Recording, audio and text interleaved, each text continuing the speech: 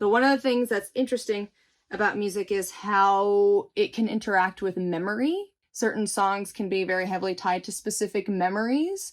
So does anyone have a personal experience or story to share where memory became tied to music, and how did that impact you?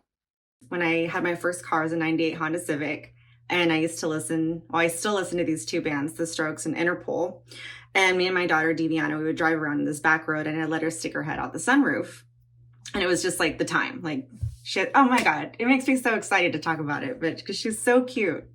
Anyways, as she got older, I remember walking past her bedroom, and I was like, are you listening to Interpol? And she was like, yeah, I love this band. And I was like, okay. So there was that. And then we had a conversation. She was already middle school. Then we had a conversation later on about her being such a huge fan of the Strokes. And that means a lot to me because that was also her dad's, like, I don't want to say it's his favorite band, but he also listened to it as well. And he passed away when we were 21. So that means a lot to me that she loves that band just as much as I do, just as much as he does. And some of my best memories with music are with her. We go to a lot of shows together, and we sing to a lot of these like bands, like their songs together and stuff like that. And she's just like my show buddy. So it's kind of like ever since she was born. And what it means to me, it means something different for her. And I think that's that much more special. So what I hear from any song, she hears it too, but she's using it for something different for herself. So that's something that's super special to me. So when you hear some of the songs that you two used to listen to in the car, does it bring back the image of driving on those roads and her sticking her little head out the sunroof? Yeah. It just reminds me of her being young, or just the conversations that we had whenever she first started listening to it. Like, I'll never forget that moment where I was walking past her room and I heard Interpol coming out of her room. You know, because Interpol's kind of a weird band for people to kind of get into. But yeah, I was like, what? It's so cool. Like, you're cool. You know, so like whenever I think of these things, I do like go back to like those first moments where we actually had full conversations about it. Very fun.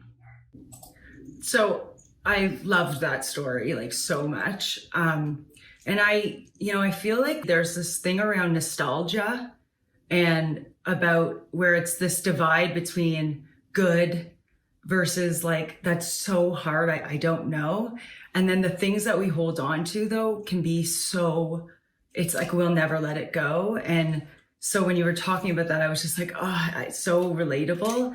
And for me, that I don't know why, for me, there's this memory around the first time, and people laugh all the time when I talk about this, around watching Sister Act 1 and 2, the movies with Whoopi Goldberg, and the whole soundtrack. And I think this is my start with choirs and jazz pop choir, and just wanting so bad to be a part of a real full-on jazz pop choir. And when I'm really truly sad, Steve is my husband. He walks into the room, and I'm just always lying in my bed. I'm like, I watched the Sister Act 1 and then I watched the Sister Act 2, and then I just jolt out of my bed. I just like, it reinvigorates me. That like nostalgic, I'm so happy.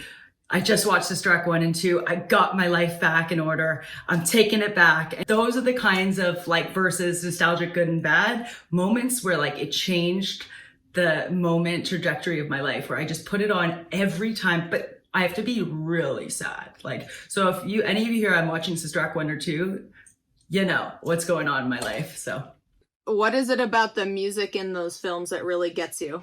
The music is all beautiful. It's all church. It's all soulful. It's all beautifully sang. Also, the songs are all God-driven songs, and I'm very spiritually based. But also, not just the songs are good, the music is good, people can sing. You watch her come in and impact people's life and change them. It's this cool dynamic of all of it, not just the music, but the music's the biggest part of it. And you watch how music heals everything. So it is a great example of how music does come in there and change it all. So for me, it's really interesting with music and memory because growing up, I don't really have a ton of childhood memories because most of my childhood, I was drugged up on medications or I was in the hospital and unconscious because I was having so many seizures. So I don't have that many memories, I would say, up until 13 or 14, maybe 15 years old. And what I find interesting about that is the few memories I do have are related to music in some capacity. For example, I can remember clear as day Hannah Montana. I can tell you every single song of the Hannah Montana series and what she's wearing in those music videos or when she performs it on the film or the TV show. And so that's one of my positive. I also have memories where music saved my life in many ways, where I was so depressed and about to do something serious and not in a good headspace. And for example, the song Here Forever by The Ones You Forgot easily saved my life at least 6 times. And I can tell you every little detail of that moment when it came out starting in 2018. Oh, when I was younger, I did a lot of acting at the community theater in my area. And I remember being casted as the lead role as Flint, the one with the stocky hair and the with the lab coat. And I remember there was this one song where I had to run on stage through little toddlers dancing and singing to this song, and I had to run, and we had a whole fan blowing, so it was really intense, and my hair was going everywhere when it was long, and it was really silly. And now I cannot watch Cloudy with a Chance of Meatballs without vividly remembering that moment and feeling so giddy. That's so nice. So many memories attached to music for me as well. It was interesting to reflect on that and realize that there is a real transition in language as well, because my early memories with music are very attached to French music. So one song in particular is called Diego by Michel Berger, and it's the story of this man who is incarcerated and his spirit is still free, but his body is in jail, and it ends on maybe he's dead already. So there's this implicit play on life and death, can you ever really contain somebody?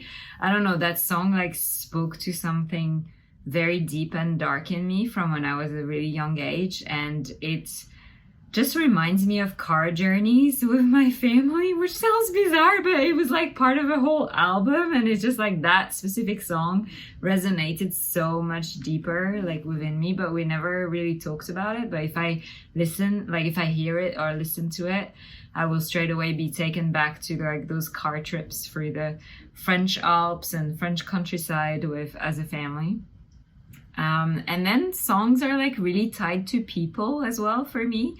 So my grandma, although she spoke no English whatsoever, she loved Frank Sinatra, and she loved that song, I Did It My Way.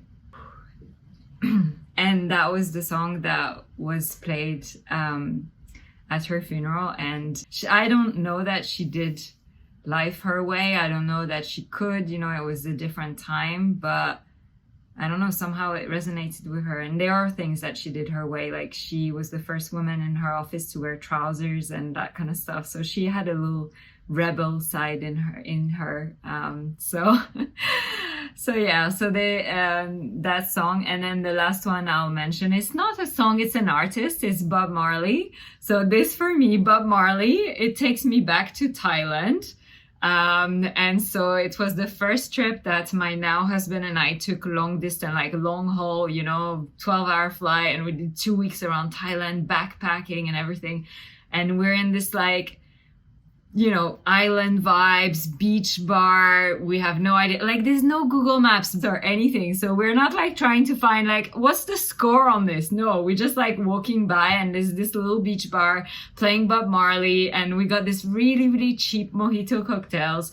There's lots of peanuts. They kept bringing us peanuts, I think, so we can drink more. So I think we listened to the whole album of Bob Marley in the time. And it's just like, if I hear Bob Marley, although most people would go, like to the Caribbean in their minds, I go to Thailand in my mind.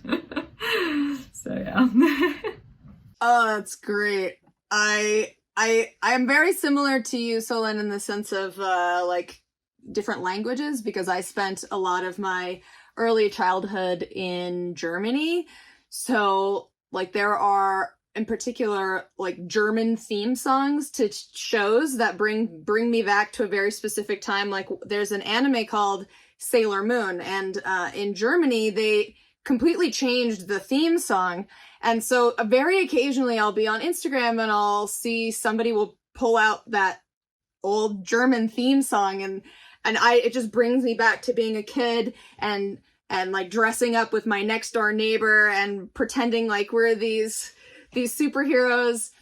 And my very first memory is tied to music. I can't remember what the music was, but my earliest memory is like before 2 years old, and I am watching my dad play the saxophone. That's my very earliest memory. And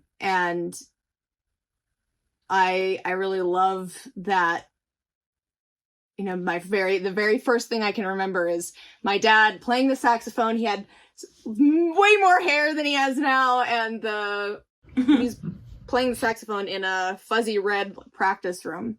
And the nostalgic stuff is fun, and I do have a lot of songs that are harder to listen to because they remind me of times when I was really stuck in negative emotion. There are some specific songs that remind me of people that I've lost, and it's hard because the music almost brings me back to the person I was when I was going through it.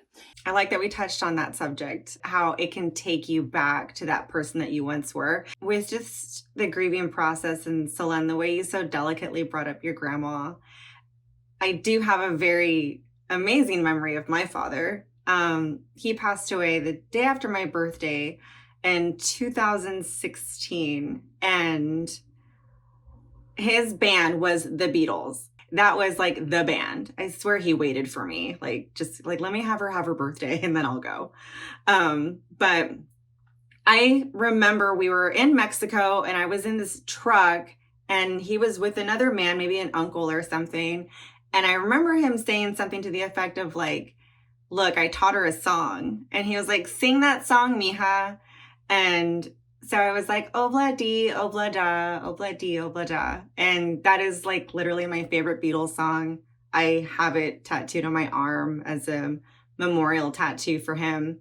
And the Beatles will never sound the same, but I love them so much because of him. But there is an emptiness to them when I do listen to it.